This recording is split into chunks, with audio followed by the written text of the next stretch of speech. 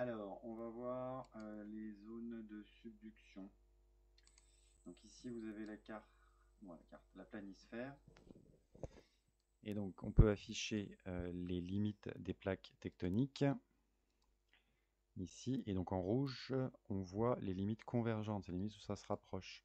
Et donc, tout autour du Pacifique, vous avez une limite convergente qui correspond à une subduction. Alors, on va s'intéresser à celle qui est au niveau de l'Amérique du Sud. Alors, si on regarde déjà en 3D, vous voyez qu'au niveau de l'Amérique du Sud, il y a des chaînes de montagnes tout le long. Alors, c'est des chaînes de volcans. Et vous avez juste au large de l'Amérique du Sud une zone où l'océan est plus profond, ce qu'on appelle une fosse océanique. Donc, avec le logiciel, on va faire une coupe pour regarder en profil ce qu'on peut voir. Donc, on va partir de l'océan et on va traverser une partie de l'Amérique du Sud. On va s'intéresser à la zone proche de l'Amérique du Sud. Donc là, vous voyez, vous êtes ici dans l'océan, c'est le point A, ici, et je vais...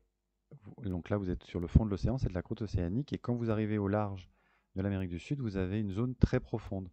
Donc cette zone-là, c'est typique d'une zone de subduction, c'est une fosse océanique, c'est les endroits les plus profonds de la Terre, ça peut aller jusqu'à 11 km pour la fosse des Mariannes, qui est le record. Au niveau de l'Amérique du Sud, c'est un peu moins profond, mais c'est quand même plus de 7 km, alors qu'au fond de l'océan, on est autour de 5 km. Et ensuite, ça s'enchaîne avec une chaîne en relief ici, qui est une chaîne volcanique. Donc si je fais afficher les volcans, on va pouvoir voir que vous avez plein de volcans dans cette zone-là. Donc voilà les marqueurs principaux au niveau du relief de la zone de subduction.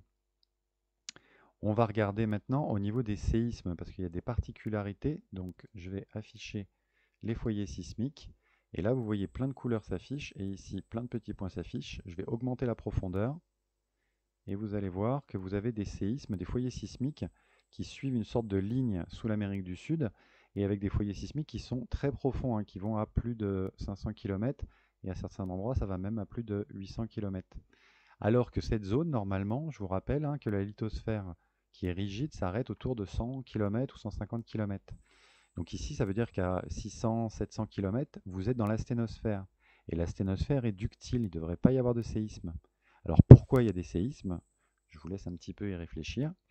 Et en tout cas, c'est une caractéristique importante de la zone de subduction, c'est sûrement la plus importante, c'est que vous avez des foyers sismiques qui sont alignés et qui sont très profonds.